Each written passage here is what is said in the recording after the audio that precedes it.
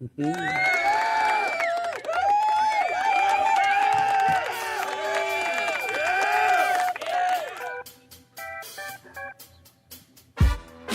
enough. Silliness, isn't it, Ted? Yes, very, very silly.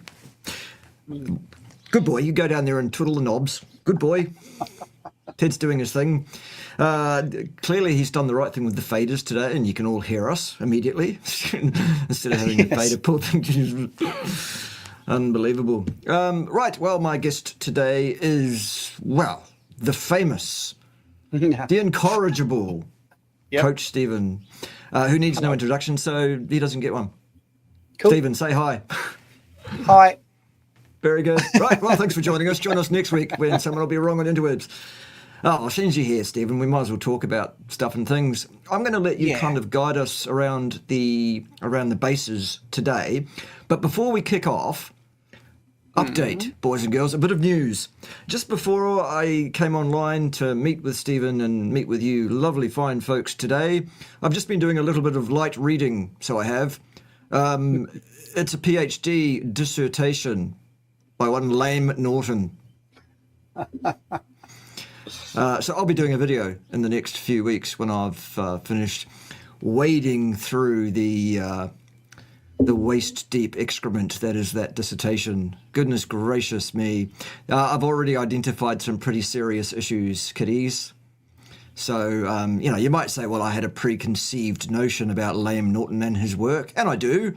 Nonetheless, what I shall supply will be factual. Or at least semi-factual, or at least allegedly factual. Like the fact that one of the things in his dissertation is an acknowledgement to his lovely wife, who he names. Would that be the same lovely wife, Lame Norton, that you left heavily pregnant for another woman? Allegedly? Nothing to do with your thesis. I just want to point out what a piece of shit you are, Lame Norton. We'll get to your thesis, and well, it's not even a thesis, it's a dissertation. It's another one of these American PhDs, Stephen, where the candidate has got a PhD by doing a dissertation and making up the rest of it with coursework. Well, that's not terrible. A PhD.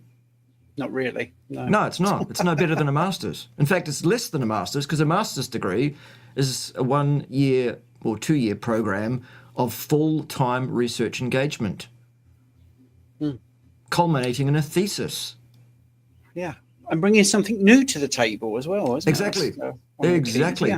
Yeah. I mean, I can sort of preempt a little bit. I'll do it in the video when I do the whole thing in full. But Lame Norton, who claims to be an expert in human nutrition because of his PhD in human nutrition, his dissertation encompasses a small number of experiments done around the intake of leucine and its effect on protein synthesis in rats.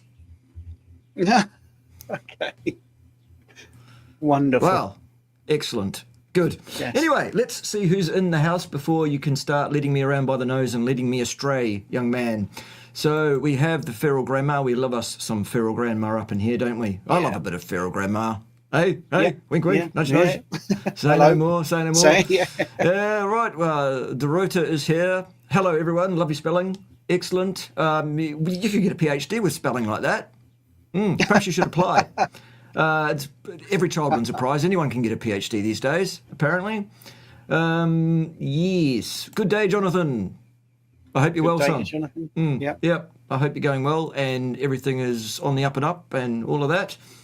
We will talk again soon when I'm not quite so busy, which is fucking never, I think.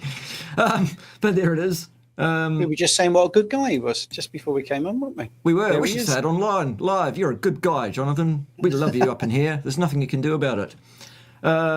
Joseph is here. Yes. You do hit the like button, everybody, for goodness sake. It's not hard. It doesn't cost you anything except the effort of hitting the like button. And yes, it's always good to get a notification, isn't it? Present and accounted for. Yes. Ready and waiting. With your digital ID ready. Good. I'm glad you have your digital ID. They'll be compulsory for watching out. Don't get us started. We'll get all cross and it will spoil the vibe of the show, won't it? Yes. I mean, state-controlled Britain. Don't trigger me. Yep. Yes, lame is lame. Good. We got that. Correct. Yes, wading through the lameness. Yes, I will be. I have been a little bit already this morning. Yay for me! Hurrah! Love it. Not late. That means you don't have to report after class to His Majesty Lord Edward Yellow for a bit of, shall we say, administrative correction. Anyway, you go down there and do the old knob twiddling. Good lad. Good lad. We love a bit of that, don't we? Yes. We aren't rats now, are we, Lame? No, we're not. No. Anyways, Stephen, lead me astray. Well, let's pick up on what you said about the studies there, because apparently, if you feed mice inulin, yes. Yeah, that's very convincing, isn't it? And you missed one little thing, because that group of mice, there was no fiber group. That's right, no control group. No control group, which is, very That's some good sciencing, isn't it? It is. So that's the kind of level of engagement with actual science, actual rigor, actual discipline, and the epistemological standards that we should hold ourselves to as scientists by individuals such as young Nicky Nitwits, the nut nibbling nitwit, and his nonsensical numbscullery. Gone off the rails a bit. It's a shame, but I don't think he was ever on the rails myself. But there you go. Yes. Well, what are you making of all these people putting carbs back in? Have you noticed anyone talking about this? I have not really been paying a lot of attention because I've been rather busy chasing my tail, or indeed the tails of all sorts of animals around here, trying to administer various things in various ways to prevent various health concerns. Also, once again, it's been pissing down in a biblical way. So far, we are above the water on this occasion. Touch wood, touch wood. Yeah. Yes. However, people have contacted me and said, "Oh, look, they're dropping like flies." Okay. Do you want me to lead it a little bit more? Yeah, than please, I'm leading absolutely. It? Yeah, go. Well, I wanted to know what you knew, because there are a few people who I do respect, and I'm not going to be horrible about them, who are thinking of adding carbs back in. But it's frustrating because their reasons make no sense, and it's not joined up. So I will name names because they're surprising. It's no fun if you don't. Well, yeah, but it's not being horrible. It's actually just being surprised. So Dr. Lisa Wilderman, who is brilliant and was great to me when I started at Meet RX, fantastic. She's thinking of adding carbs back in, but she had a session where someone called Zane was on, who I don't know. And I think he was the guy behind the film Animal. Oh, yeah. And they just don't seem to understand the physiology properly. And yes, Stoker's saying about Dr. Kilt, so I'll get to that. And it's really frustrating. And it frustrates me because they're doing things based on the wrong information. I don't mind anyone doing anything. And if it works, that's fine. If you want to live on Cabbage Patch soup and you feel fine and optimal, that's great. But don't tell me you're doing it for reasons that aren't actual physiology. Right. Don't, because you're going to convince other people and it might not work for them. So my bugbear, I won't start with the HbA1c because everyone's heard that. I will come back to that, but I'll also talk about T3. We're talking about the lack of joined up thinking. So commonly here, T3 has tanked. That's like the common phrase. It's gone lower than the normative ranges, which are rubbish in the first place. Because the normative ranges are just that, they're not optimal, and they're based on a population eating 45 to 65% carbohydrates. We don't eat that amount. And T3 is absolutely critical in glycolysis. For those that don't know what that means, it means the processing of carbohydrates, because you need it to move pyruvate across the mitochondrial membrane. So our T3 isn't low, it's appropriate. That's the first thing. So you shouldn't be changing one. I mean, I'm going to talk about a whole sort of myriad of things right now, but this is where it gets me, Bart, because they're also the same people that say gluconeogenesis is stressful. Well, make your mind up, guys, because if you raise T3, what does T3 do? Well, it boosts it boosts gluconeogenesis. So you can't have it both ways. That's the first thing. So that's what she T3 said. Thing. I'm here all week. Okay. Yes. So that's one thing. I think people don't really understand the T3 situation. But then they go on about cortisol, and they always do the thing that is ridiculous, because cortisol is the homeostatic hormone. It's a stress hormone. It's stressful. It's not. Of course it's not. It's not. And when they talk about it, it's like that is the main driver of blood sugar, but it isn't. It's glucagon, and we all know that. In that whole conversation, they never once mentioned the insulin to glucagon ratio, not at all. So that's a bit frustrating. So they're talking about a stress hormone, which isn't a stress hormone. They're talking about gluconeogenesis being stressful, which it isn't, because everybody does it. I will do it tonight when I'm asleep. I will do it today when I'm awake. But so will someone on a carb diet. That's what she said. Yeah. Shall I not bother? And no, go on. Are you not bothered? Do I look bothered? Do I look bothered? Go on, Stephen. Sorry, can't help myself. That's all right. It's okay. Ted's fault. Yes, it is, isn't it? Right. So let's get into the next bit. Mr. Bowman, by the way, said, why has cortisol been associated with stress? Because that's one of its roles. That is one of its roles. But it won't just increase blood glucose. It also will lower it when it needs to. It won't just increase blood pressure. It will make sure it's lowered, because it's a pulsatile hormone that's going around constantly, and it's doing its job. It's looking at what it needs to do, amongst other things, which brings us on to a couple of the other things that frustrated me, which is, I wonder if Mr. Beaumont, by the way, is named after Mr. Beaumont, the boat that Joey bought in Friends. Anyway, when did you stop believing the cholesterol? We'll do that, shall we? Shall we carry on? Yeah, we'll carry on with what you're saying first, Stephen, and then we'll deal with John's question. Okay, you've flashed it up on the screen, so I thought you wanted to. I just thought of that because it's a super chat, and super chats get immediate action. Yes. Thanks John for the $10. Remind us if we don't remember to come back to your question, John. That's a good one. Yeah, we will come back. So they don't talk about glucagon. Then they talk about the A1C going up, which is totally unreliable, as we know. Yes. Because it's tied to the life of the red blood cells. And it's at least in another interview, somebody talking about this thing actually does know that labs are now going to do the HbA1c, the adjusted HbA1c, which does factor in the life of the red blood cells. So if you're changing your approach and adding carbs to bring your A1C down, which is gaming the number, you certainly will by adding carbs, because you're not actually bringing your A1C down. You're bringing it's an artifact of maths. You're bringing the red blood cell life down, because you are glycating and you are damaging that red blood cell. That's it. That's the next thing. So what are you glycating? You're glycating not just hemoglobin, but albumin and collagen. You are increasing the glycation risk. Do you want me to carry on? Because there's a few more. Yeah. Okay, right. Go. So in this conversation, they were saying that, and it will tie nicely with Sid James's question about cholesterol, which is that, it's going to lower your ApoB. Well, yeah, if you start having plant sterols, you are going to bring down your low density lipoproteins. Doesn't mean that's a good thing, but you will, by serendipity, bring down your ApoB. But it's not ApoB that's a problem, it's glycated ApoB. So you're going to have a smaller number, but you're going to have more damaged ApoB. So that's ridiculous as well.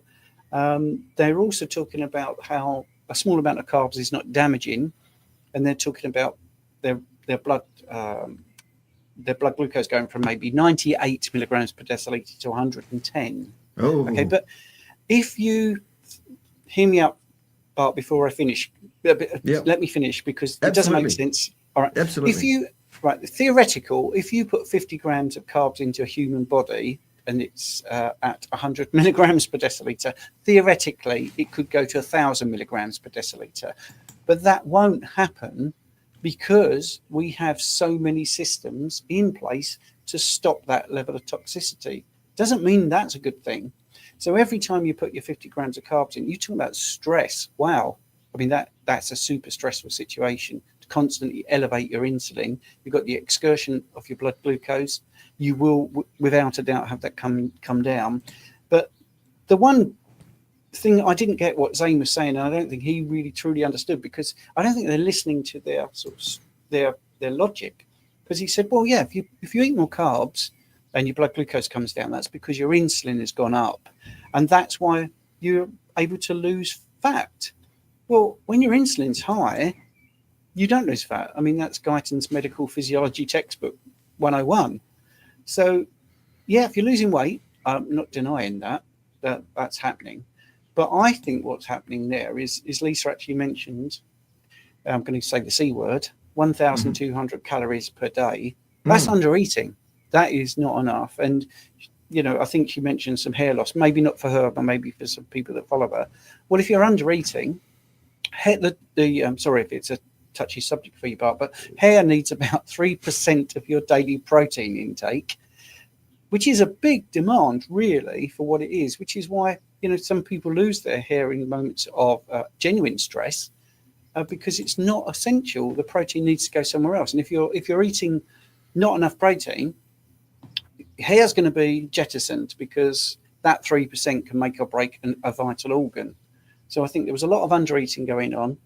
When they go back to the carbs, we're nearly done. Two more things. We'll talk about the kilts thing. When you add the carbs, of course, you then bring back more water into your system. So it could, again, be a serendipitous thing that's happening where maybe they were dehydrated because they were, you know, not enough food. And secondly, they weren't getting enough electrolytes. So you add the carbs back in, therefore you retain more water. And it might just have sort of accidentally improved the hydration status. As to why the weight has gone down, I think that might be temporary. And if people think I'm sort of trying to slate all these people, I'm not. I used to believe in high carb and I used to look awesome, but it caught up with me. And that's the biggest point I want to make. You might get some temporary relief, or you might get some wonderful transitional benefits, but long term, you are definitely, without a shadow of a doubt, you're elevating your insulin every single day. You're definitely glycating all your proteins. And once that bond is made, it's irreversible. So you're deranging that protein. And things like the CAC score, and I really thought this was interesting because somebody brought it up. So I want people to get this in their head. Now, my coronary artery calcium scan, easy for me to say, was 639 10 years ago. So that should progress, please pay attention, ladies and gentlemen, by 25% every single year, which would mean now at 61, it would be about 3,000. Okay. Yeah. Now, when I went to have my scan, strangely enough, and it's a thing that stuck with me, and it's really convenient for this particular week, the consultant said to me, 639, don't be stressed. The guy before you had 2,500. Right. So that does happen in older people. Now, Robert, who I love, Robert Kiltz, great guy. Again, you know, he was worried about his CAC score because it had gone up. My question is, and it's a parallel doors thing, would that have gone up more if he wasn't carnivore?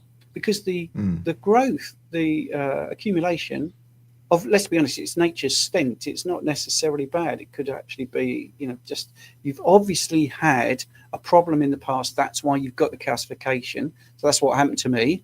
You know, I didn't know when that happened, but then my CAC score was done when I was 50. So something had happened. Now, at the NHS here in good old state-controlled Britain, I'm not going to jump the queue at the NHS to biohack, because literally that machine needs to be used by someone that's actually got a serious issue. But as soon as that queue is gone, I'm doing my CAC score. And if it's 639, it's gone to 839, I might actually be happy, because that's not the progression it should be. It's much less. I think there's a possibility that it might have stopped or even reversed, but I will never be able to say if I'd have stayed on the journey I was on that got it to 639, whether it wouldn't be a lot worse. So it's a bit of an abstract one to sort of finish on. I haven't done everything, but I don't want to bore people with this same thing. But they are looking at it in a very short-sighted way, not a joined-up way. Certainly when they talk about T3, when they talk about the HbA1c, when they talk about cortisol, where they're not even mentioning glucagon, they're not looking at the CAC proper progression. And, you know, I don't want people to change because they've heard of these temporary improvements. Yeah. Oh, so Phil W has put a 25% increase in kilt 700 CAC would have taken it to 875. So maybe Carnival slowed that progression. See, this is the thing. Yeah. So there it is in a nutshell, as it were. Very, very good and very informative. Love it, Stephen, as usual. I think, you've hit the nail on the head, and I think the most important nail that you have hit on the head there is currently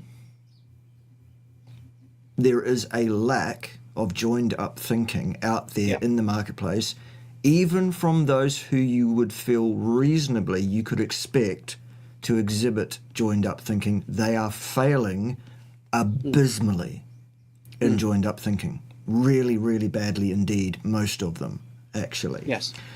And that brings me back to John's question. There you go, I remembered. How's that? Of course, Ted's been at me the whole time, and he also reminded me about this question. Boom, boom, I'm here all week. That's your new thing, is it? Yeah, being here all week is my new thing. Yeah. Joined up thinking. Okay, so the question is directed to me, and it says, when did you stop believing in the cholesterol hypothesis of heart disease and why? Well, I stopped believing in it the second somebody proposed it to me the first time in my undergraduate degree. I did not accept it, not for 1 second, not in the first instance. And the reason why is because I'm capable of joined up thinking. It did not make any sense. From first principles, from basic deterministic modelling, I thought to myself immediately, hey, that's wrong. That's theology. That's bought and paid for by somebody. That was my immediate, as an undergraduate student in my freshman year, or first year undergraduate year as it's called, where I did it. Did not buy it for a second. Never have, never will, because it's wrong. Irretrievably, irredeemably wrong. There you go. Thanks for the $10. What's next? You're not going to ask me? Oh, go on then. Well, you don't have to. Oh, go on.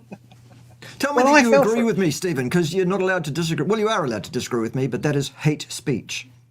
Yes, okay. Well, I better shut up then. No, when I was high carb, I sort of believed it to the point, and I'm being honest here. I know you don't like people mentioning their failures, but I sort of believed it. And I remember looking through Muscle and Fitness magazine.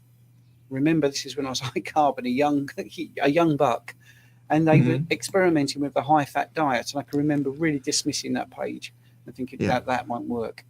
Okay. But my eyes were awoken to it maybe when I was 45, that the mainstream was lying to me. And then by 50, I realized they definitely were. And that was brought on not by looking at studies, not by listening to people on YouTube, but by looking at what was happening to actual people that were coming in to my clinic. We were taking groups of 10 in, putting them on a body composition machine, giving them nutritional advice.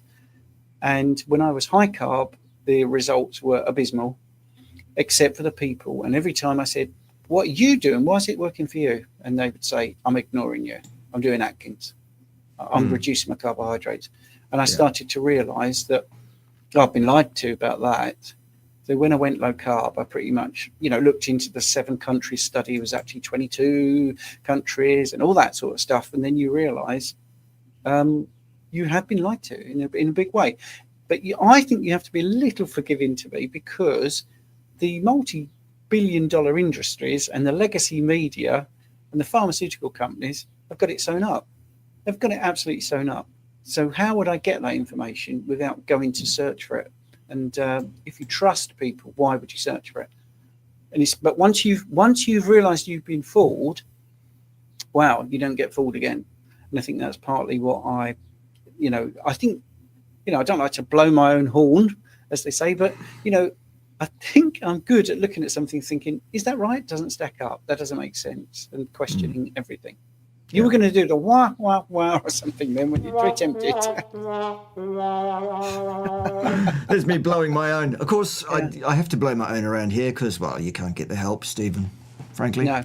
Yeah, well, let's do a joke then while you're looking at the next one. Yeah, I was going to go for a job at a sandwich shop today, but I didn't bother because I heard all the roles were filled. Oh, we're here all week. Very good. Okay, very good. Okay. Right. All right. Is it okay to spike insulin once a day? Well, not only is it okay, it's required, as far as I'm concerned. Yep. Or at least every other day, You need insulin. Of course you do. You need a spike in it to maintain the viability of, well, things like your kidney tissues doing what they should do, filtering things in and out. Thyroid function, it's pretty important for that, really. If you don't have insulin, you can't actually do much in the way of muscle protein synthesis.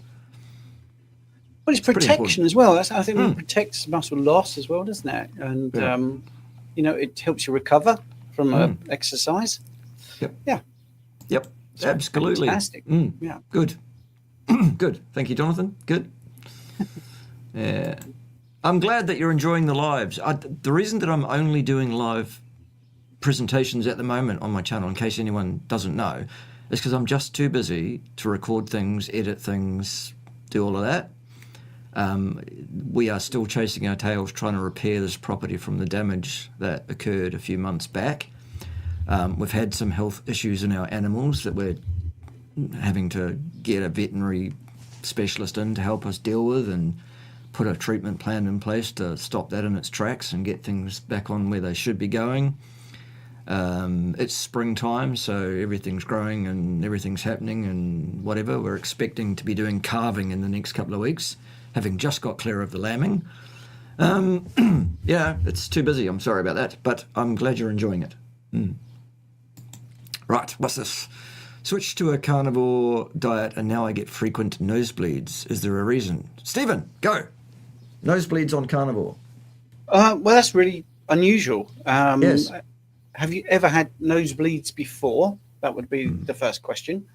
I would say I'm a little bit at a loss, unless it's something to do with whether you've got some aged meats going on or some aged cheeses, and it could be a dramatic histamine response. The thing is, it's a low inflammatory diet. It's very unlikely to bring on a nosebleed. Yes. I would wonder what's happening with your blood pressure, whether it's normalizing. Yeah. I don't know. Yeah. There's not enough information, actually, Gabriel. I'd like to know whether you're on BP meds, because one of the things that can happen is if you're on any medications, this is true with diabetics and people with blood pressure meds, when you go to this way of eating, if you don't talk to your doctor, you can have some problems, because naturally this species appropriate diet will bring your blood pressure down. Yeah. So if you're still on blood pressure meds, you're going to have a problem, which wouldn't actually give you a nosebleed, I don't think. But I'm just saying that's why we need more information, because there could be something in there that with this way of eating and something else you're doing could bring that on. But I've never actually heard of that, to be honest. No, neither. Brilliant. Well done. Good answer. The answer is we need more information, really, and I would have probably said exactly the same thing. Critical thinking in academia is only allowed under certain circumstances. They will never allow us to say anything that goes against the narrative, the accepted narrative. Yes, that's the reason for the lack of joined-up thinking in graduates over the last 20 years, basically. Yeah. Yeah. Yes. Yes. Questions. Yes, this is not a question and answer session per se, by the way. I've stopped doing those. I mean, you can ask questions and we'll answer selected ones if we feel like it. But the reason I stopped doing Q&A is because the viewer numbers were very low compared to slagging somebody off videos, funnily enough. And the financial return, and by way of super chats and all of that on them, was just waning. Just like the weather here, it's always waning. I'm here all week.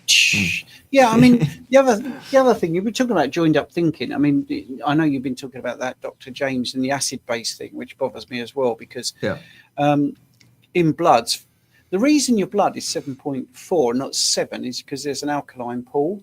And, so our body is designed to deal with the acids that are coming in from the diet, which is really frustrating, because that on its own is pretty obvious that that's what's happening.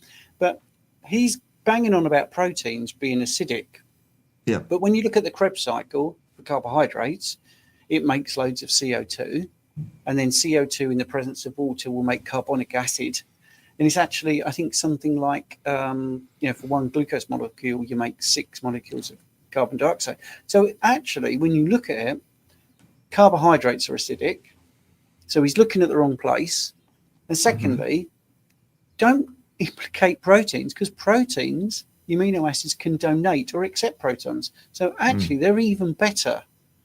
If you're going to buy into his theory, well, you've got it 180 degrees, because you're pinpointing amino acids which are really good at modulating the pH, and you're saying carbs are good and you should add them, but they're acidic. So if you buy the theory, it's wrong. Say, don't stop eating the carbs. Of course, in order to accept James de Nicolino ideas' notions about acid-base control, what you actually have to do is first apply an outmoded, demonstrably false model of the behavior of chemical species in equilibria, and you have to absolutely not understand basic physics and first principles. That's the only way that the ideas put forward by James de Nicolino nuts can possibly work. Yes. But Berkey is wrong. Berkey is wrong. Wrong, Berkey. Apparently. But you taught it in hematology. I mean, I remember, I can even see the board where it was A plus B, and then it's got, is equal both ways, C plus D. So if A goes up, what happens to C and D? Well, they both go up. Right. Simple as, and it's a balance. And that's 101. That's literally I used to teach that, Stephen. I used to teach that as SOOS. Same, opposite, same. Yes. Yeah. That's how you work it out as to what happens. Yeah. On the same really side basic. of the equilibrium symbol, the opposite thing occurs. You put one up, the other one goes down necessarily. And on the opposite side, they both do the opposite thing to the thing that you did on the other side. Same, opposite, same. That's basic chemistry. That's Le Chatelier's principle. Le Chatelier's principle. Yeah, and it's totally... Which James doesn't understand. Obvious. It's a first principle. Yeah. Well, that's what I was trying to say. Even when you get in your blood testing qualifications, because I was a bit posh and I wanted to go for hematology, coagulation and other things, because that's me. They teach you all this. So you can say, when someone says, why is my pH 7.4? What does it mean? You can say, well, it's a logarithmic scale and all that, and explain it as easy as you can. So, and it is first principles, literally. Yeah. While we're talking about imbeciles, complete imbeciles, let's talk about this one. Oh, dear. Go on. Give us your thoughts on Peter. Right. Well, anyone that takes metformin by choice or a statin by choice is immediately, they have to hand their expert card in, because there is no... there's no justification for that. I mean, metformin, the mechanism of action is going against every physiological thing in the body. For those that don't know how it works, the cell is sitting there deciding how much energy it needs, because these things have been developed over, as Homo sapiens sapiens over 300,000 years, and as hominins, millions of years, and it knows what it's doing. And metformin decides to override that and say, let's stick some more glucose into that cell, so it's out of the bloodstream. Again, we're gaming numbers, aren't we? I've just realised we're going to gain the number. We're going to ruin the interior of the cell by putting too much glucose in, but it brings your blood glucose down. Great. Right, so that's taken as a win. Exactly, and it's not, is it? It's breaking your physiology. That is a classic example of what's called a Pyrrhic victory. Yes. Basically. Yeah. Probably misheard that. But anyway, Pyrrhic, Pyrrhic. Yes. He's an absolute Pyrrhic. Yeah. Don't be such a Pyrrhic, Stephen. Yeah, I know what you're saying.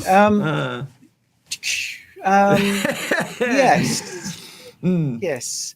But the question says, would they admit privately that they are wrong, or do they genuinely believe they're BS? I have zero idea what their ethics are. Yeah.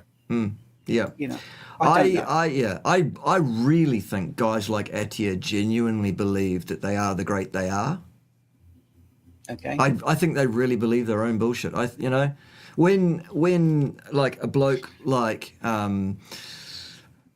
Mike Israel says, my IQ is over 160, I think he really believes it is, despite the fact that we could sit him down with an IQ test any time and find out that it's absolutely nowhere fucking near that. Not in the same ballpark. In fact, I'd be surprised if he actually reaches 3 figures, let alone an IQ higher than Stephen Hawking and Albert Einstein.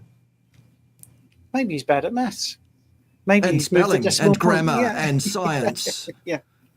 I'm quite bad at maths. I mean, I've failed so many maths tests I can't count. Ah, I see Sorry. what you did there.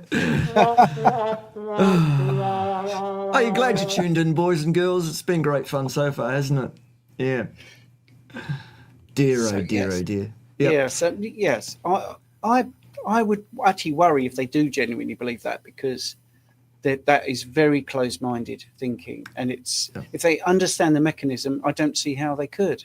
Yeah, I just genuinely don't see how they could think that. Yeah. These are Because- people who are lacking the joined up thinking. They have been taught an accepted narrative and they genuinely believe it, I think. Yeah, and that leads me back to the people adding carbs, and they're worried about their blood glucose going from 98 milligrams to 110. Well, Yeah. if you've got a cell and it's replete with fatty acids, it's going to say we don't need the glucose. Where's the glucose going to reside? It's going to reside in the bloodstream, and quite happily too. That's not a high level. That is really not a high level. Anyway, No. right. There you go. I'll Right, drop how do we propose that people spike their insulin? Well, that's simple. 2 grams of protein per kilo of lean body mass once a day in one single meal in one bolus. There you go. Thanks. Yep. Send us all Simple. your money. Simple. That's And it. it That's it. also elicits a GLP response, and an incretin hormone response is what you want as well. So protein does it all, mate. Yep, And absolutely. to a lesser degree, a little bit of fat will actually Yep. do a little bit, not much. Are their cell structures made of glucose or carbohydrates? Well, they play a role. They play parts of components. They are appendages to various things in appropriate and inappropriate ways. Yes, absolutely. Does DNA synthesize glucose or only proteins? No, only proteins. DNA, a length of DNA encodes for a given protein, and that's all it is. That's all it does, except that it does interact with the environment in which you place it to up or down regulate the synthesis of that particular protein.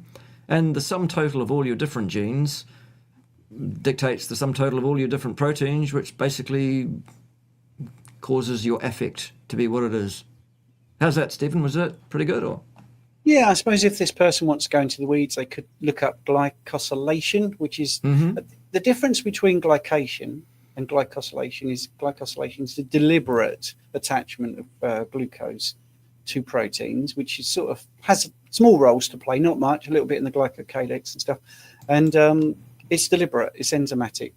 The body wants to do it for particular reasons. But yeah, in the main, we're talking proteins and fats. absolutely. Love it. Love it. Why am I gaining weight on carnivore? Oh, it's just thermodynamics, innit? It's calories in, calories out, innit? You're eating too much and not moving enough, that's all. It's psycho, isn't it? Yeah, calories in, calories out, innit? Jodie, basically, Josh, you're doing something that's setting your hormone system, your inflammasome, the basic setup of your metabolic processes. You're doing something that's causing it to want to retain mass in the form of fat. You know, the weird thing is you could be under eating. That is common. I've seen many people eat more and get to a point where they can't believe they're losing weight. That's one thing. You could be eating too much fat and not enough protein. You could be eating too much protein, not enough fat. You could be including dairy, which is deleterious to you. That could be a thing. Absolutely. So again, right. I spelt it wrong before. There you go. Just 1 R. I think I gave you 2 R's. I think you did. No, well, 1 R apparently. Yes, it's an empty victory. It's a victory that comes at the expense of, anything worthwhile having. It's like we won the war, but we lost the entire army. That's a Pyrrhic victory. Yes. Yeah. In the same way that shoving sugar into a cell that's actually locked the door to the best of its ability from the inside to prevent damage from sugar, and we basically use a drug to unbarricade that door, to smash that door open. Hello, it's the police. Have you been posting things on social media? You're fucking nicked. That sort of thing. Don't get me started. Yeah. Well, there are things in the body where you think possibly that's an empty victory, like how the thyroid runs and its futile metabolic processes. But we'll come back to being silly, shall we? Yes, let's. Oh, God. Seriously? Well, we're going to disagree here, I think, because I still have a soft spot for him because he was my gateway to all of this. Right. All right. The gateway drug. Yes, he was. Yeah. Well, Yes. have you contributed to the Church of Scientology though, Stephen? No.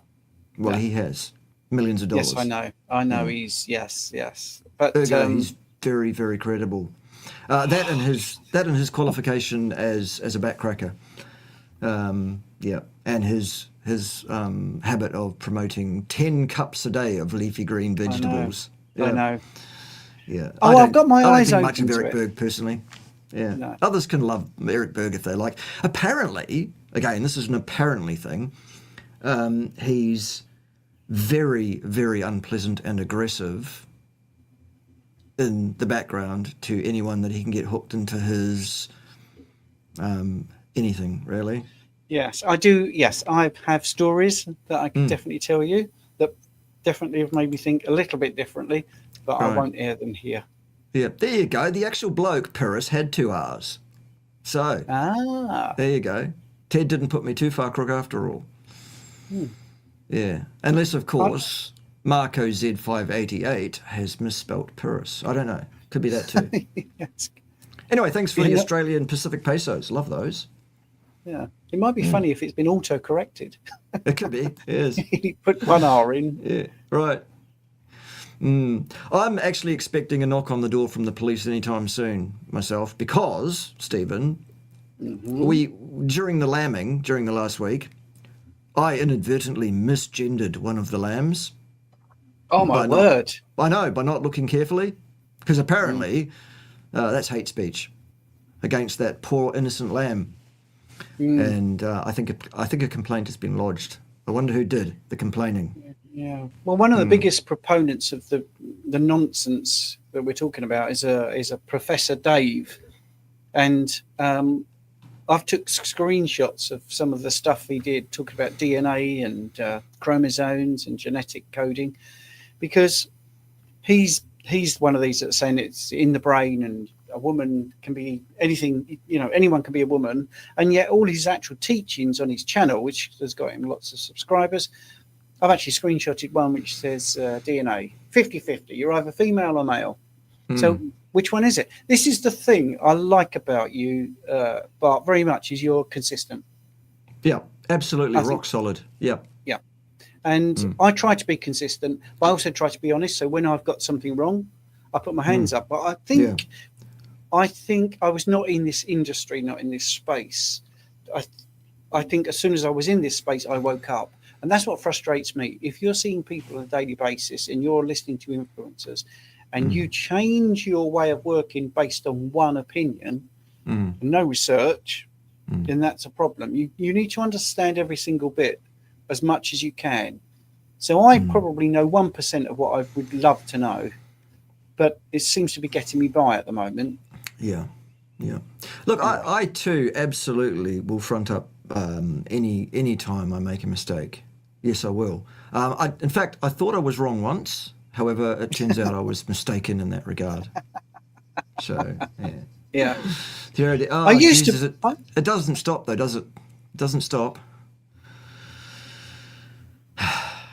Ray Sorry, Pete. Stephen, you were going to say, before we get on to Ray Pete, you were going to say something. I interrupted you. Go on. No, that's all right. I used to be indecisive. But, did I? No, I'm not sure. Yeah. Good. Yeah. All right. So Ray Pete is the greatest of all time, according to Central 99. What do we think about that? Can we ask him why? Can you give us 3 good reasons? Yes. Let's Well, see if he tell you types what. that in. Let's make it easy. Just one. Okay. Any one valid reason to take anything Ray Pete said remotely seriously. Start perhaps with, could you actually comprehend anything the man said in the last 20 years of his life? Because his speech was so slurred that it actually, I mean, my hearing isn't perfect. Neither's mine, by the way. We know that yours isn't, but mine is deteriorating, Stephen, it turns out.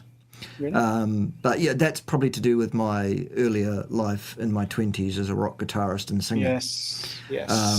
That perhaps, and also the fact that Ted's always in my ear, telling me sweet nothings and encouraging me to misbehave atrociously. Anyway, let's have one good reason, any good reason at all, why you would take anything Ray Pete said seriously, remotely. Yeah, that would be great. That'd be welcome. Yeah. Here we go. Here we go. Some more super chat action. One more victory such as this, and we shall be undone. Purse of the purse. Yes, it is the correct spelling. Good. Keep up the fine work, lads. We will. Well, I will. What will you do, Stephen? I'll always keep up the good work. Excellent. I mean, I will be honest with you. I'm finding it a little bit relentless lately because I'm trying to do work, and these things come up where people say, "Have you seen this? Have you seen this?" Which I don't mind because that's how we know what's going on. But it takes time to listen to it because I want to be fair. I don't want to just dismiss it. So I listen for an hour, tutting, going, "Well, that makes no sense. No, it makes no sense." And then you can talk about it. So it's a little bit difficult. It's a bit like the sugar diet, you know. Took up a lot of time, and now where is it? Nowhere. Right. That was a laugh, though. That was hilarious for several weeks. Yes. Ari, you're late. You're late for class. What that means is you need to report to His Majesty Lord Edward Yellow after class. Down the back, by that small guillotine, where that wetsuit is hanging with the bottom cut out of it, right next to that rampant wildebeest tied to the wall. All right, don't come late to class. Goodness. Welcome. Yes. I'm Thanks for the behind laugh. on the messages. Ah, well, it's all good. Yeah. Yes. Yeah.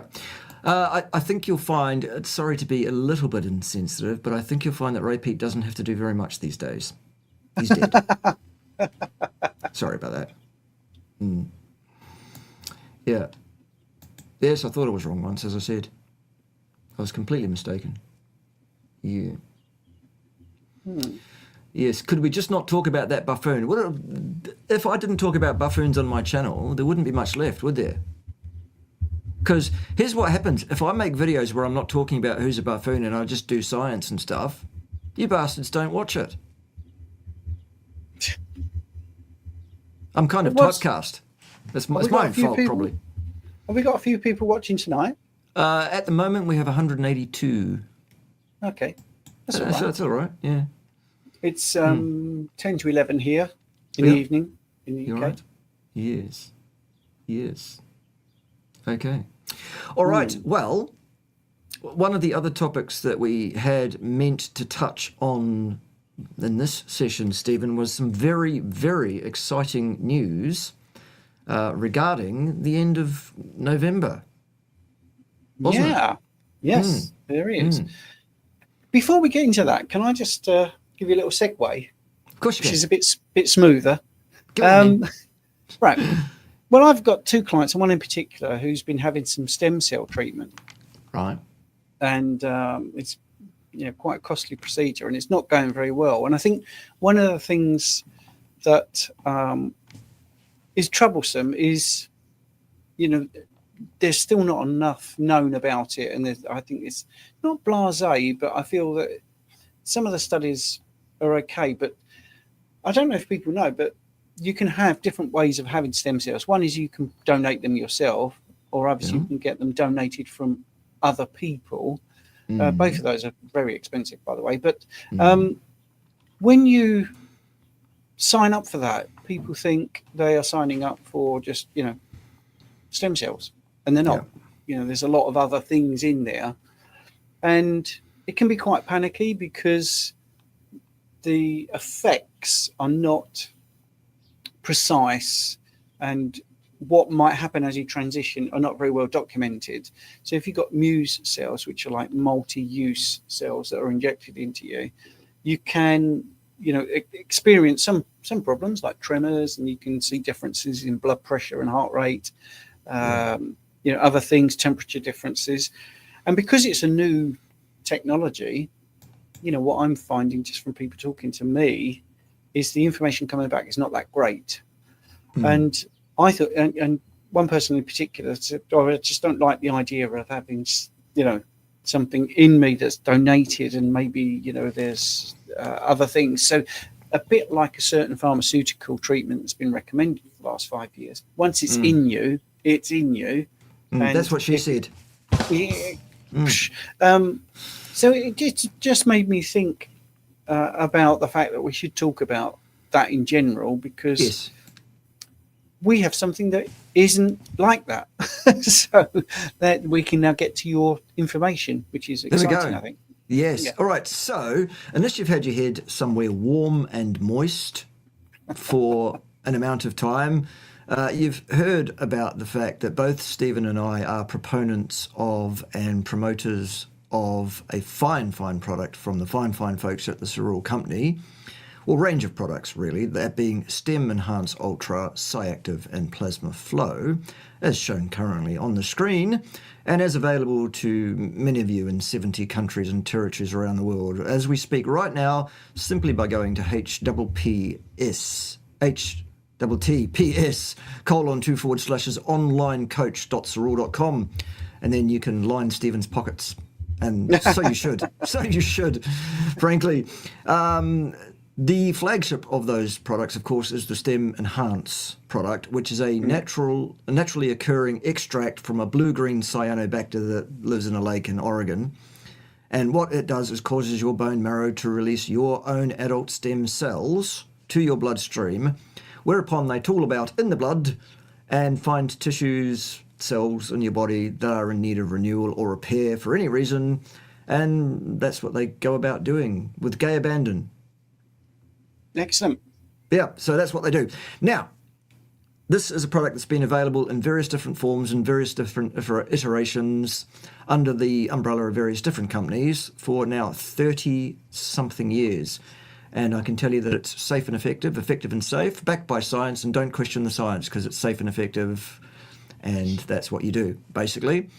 However, some of all of y'all who are hardcore in the carnivore community are like, no plant material shall pass these lips and stuff. Some of y'all got your noses out of joint because, number one, first of all, you thought that the cyanobacter concerned was a plant because it's described by the company as algae. It's not a plant. It's a cyanobacter, which is neither a plant nor an animal. Actually, it's a mixture between the two. It doesn't have roots and grow in the ground, and it doesn't produce the kind of problems that eating plants do, mostly because this product is filtered using a proprietary filtration system which cleans it up and makes it safe and effective and safe, basically. I've got questions. Have you? Yes. Go on. Yeah, right. So for those that don't know, how does it work? Right. How does STEM Enhance work? Right, STEM Enhance the active ingredient in STEM Enhance is what's called an L-selectin ligator. Now, L-selectin is a protein strand that ties the adult stem cells to the superstructure of the bone marrow proper. And that chemical in the STEM Enhance, like a pair of scissors, cuts that cord and lets that stem cell be released. Whereupon the master stem cell, which is permanently locked to the bone marrow, will then undergo a mitotic subdivision and replace itself, basically. So you can never run out of these things. But as we age, we release fewer and fewer of these. It's encoded in your DNA. You're supposed to die at some point. This is one of the reasons it happens. Yes. What this product basically is doing, without being a fountain of youth, is it's reversing that trend. So how are these results? How are the results measured? Is there anything tangible you can give us? Right, so there is at least one study with, I think it was N equals 12 participants. So a small-scale study, absolutely, a pilot study, absolutely. However, the remarkable differences between the active ingredient group and the placebo group were such that you have to take it a little bit seriously, I think. And what it turned out was that I think it was 2 hours post-ingestion of 2 capsules of this product, there was something like 4.5 million extra adult stem cells circulating in the experimental group as compared to the placebo group where there was no difference. So what would that be as a percentage, do you think? Oh, about 25. About 25. Yeah, at peak. And then over the next 4 to 6 hours, it returns to baseline, mostly because the cells get used to become new cells, basically. So that's how it works. Anyways, some of the people that are in the hardcore bucket, if you like, of carnivore said, this product contains plant material. Well, first of all, AFA, the base cyanobacter from which this product is made, is not a plant, so no. But yes, there are plant materials in the product. A cellulose capsule and an inert rice starch flow agent, neither of which is a problem for carnivores, except carnivores that say that's a problem. So anyway, I've been working with the company for several years to convince them that they need to take this market seriously, and they have done. And we've been doing a trial down here in New Zealand and Australia for some time with this, which is Hardcore Carnivore Stem Enhance. That's my invention. The active ingredient's the same. That's not my invention. My invention is that formulation. So here's what we did. We took out the cellulose capsule, and it's now bovine gel. Awesome. Excellent. That comes from my cow, for those that don't know. And instead of the inert rice starch flow agent, it's silica, which also is not a plant. Okay? Also, there was Fucoidan in the classic formulation. Fucoidan is a seaweed, which, by the way, is not a plant either. It's an algae. Nonetheless, the Fucoidan's out of there. It may go back in the future, actually, once I've adequately educated people that Fucoidan is not a plant either, I think. Anyways, here's the good news. Stephen, you can tell us what the good news is. Well, it's going to be available in the UK at the end of November, and I'll be able to tell people all about it, which is great. And the rest of Europe as well. Not that UK is part of Europe anymore, but it's like calling a Scotsman an Englishman, isn't it? Yes, it is a bit, actually. or calling me an Australian, which is okay because I'm actually half Australian. We're not sure which half. Yeah. Doesn't matter, yeah. So, yes, brilliant news. So, basically what we're saying is the trial down here in Australasia has been successful enough that the company have gone, well, we better make it available in Europe then and see if it works there, and the UK. And of course it will be, because I have a huge cerule business in the UK and Europe. Huge. So that will be successful, won't it, everybody? And then what happens is the continental US will have to follow, and all the other territories around the world as well. Isn't that fantastic? It is. No, isn't it? This is a genuine question. I thought silica is in it. Yeah. Yeah. Is that right? Well, that Silica. actually supports. Yeah, that supports bone mineral density, doesn't it? Well, it can do, absolutely.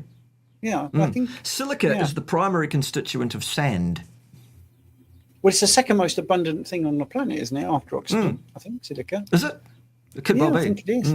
Yeah, I think it is. All right. I could be wrong. I'm, as I said earlier, if I'm wrong, I'm happy to be corrected. Right. But I seem to remember that Jane, she reversed her osteoporosis.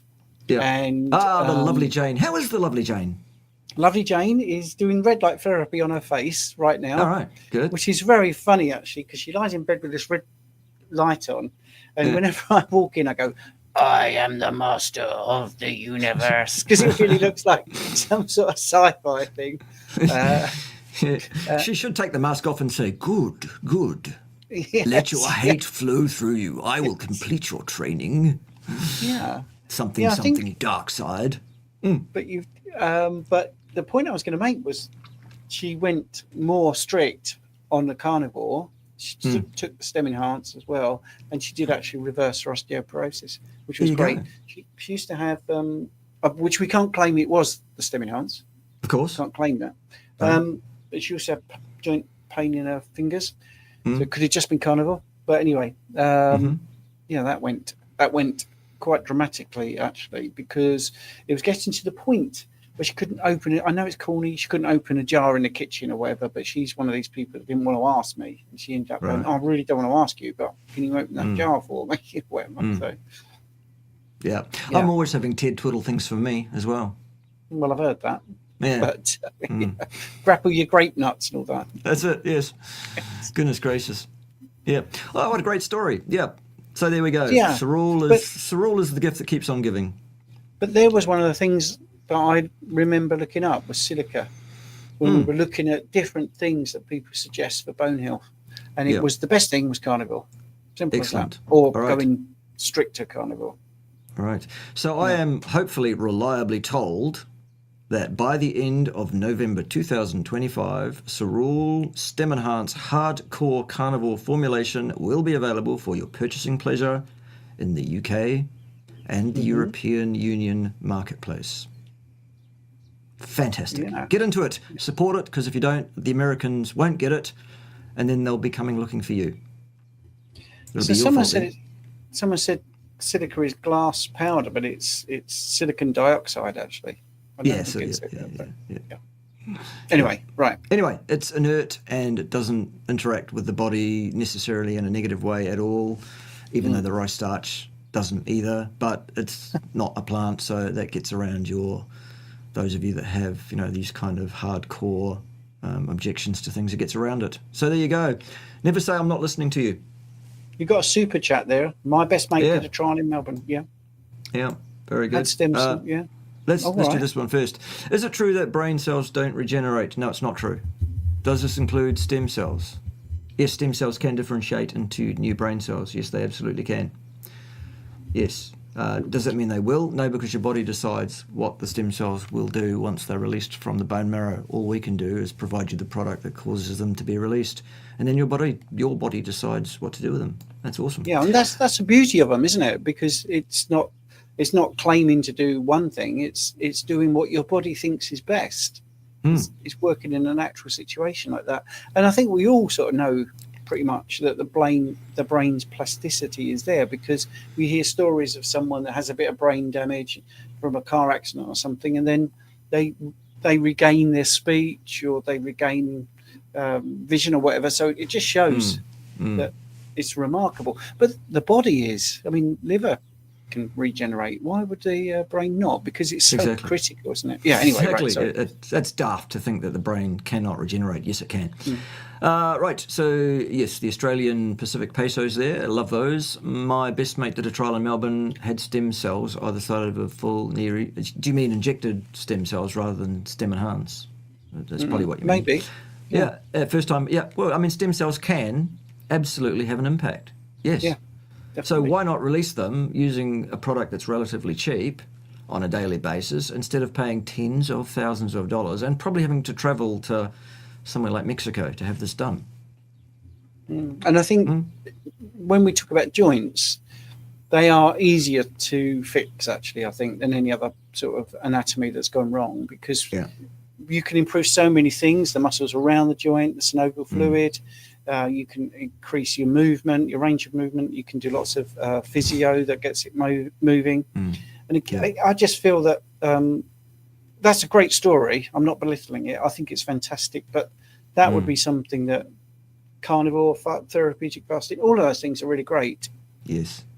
No, I agree. I think that's a great story. I just think it needed more emphasis on the dragons. Yes. Very good. I had to do it. What is the seaweed for? If you mean the Fucoidan in the original stem enhanced formulation, it is there for the trafficking and proliferation of adult stem cells having been released. Fucoidan tends to cause the amount of stem cells that have been released to actually undergo division themselves and increase in their numbers. And it seems to give signalling as to trafficking as to where these things should go somehow. And I thought that was I'm thinking and I'm hoping that we can get the company to put the Fucoidan back in the hardcore carnivore, because I think it's important. And it is not a plant. So I was thinking that was an existential question. I think they were imagining seaweed going, why are we here? What is our purpose? Yes, what's life all about? Do we reincarnate, or is there some doubt? Tonight, Stephen and I will work it all out. This is the meaning of life. Yes, very good. Okie dokie. Well, I think, it's been just on an hour, Stephen, and it's been an office hour well worth having, I think. Yeah. I think so. Yeah. I can never tell. I always get off and think, I missed so many good points I could have raised. But it means you have to come back again. Yeah, that's true. Yeah. So, that being said, where do we find you, Stephen, if we don't know where to find you? Because we've got to head somewhere. No, there I am. Right. on the social medias. Yeah. YouTube, you can search at Coach Stephen or Stephen Thomas Bachelor of Science. You can do that, or the ukcarnivore.com is a really good thing. If you want to look at my website, my Substack is amazing. That's where, if you want science, let me get the address. This is amateur hour. I should have had this ready. Oh, well, shit happens. It's It's the ukcarnivore.substack.com. I should be able to remember that. I'll do that next time. The ukcarnivore.substack.com. And you'll really love that, because that's just daily article about science, based in actual science, and it has real sort of practical day-to-day tips and how to read bloods, to basically empower yourself, the knowledge to be able to go, right, here's my blood labs. Let's have a look at the right pig's ear of the interpretation from the lab and do it myself. Awesome. Very good. I don't think we covered this one.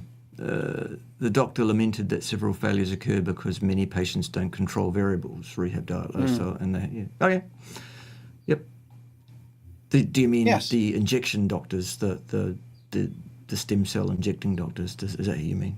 I don't know. Anyway, thanks for the super chats all around. It's been a good session.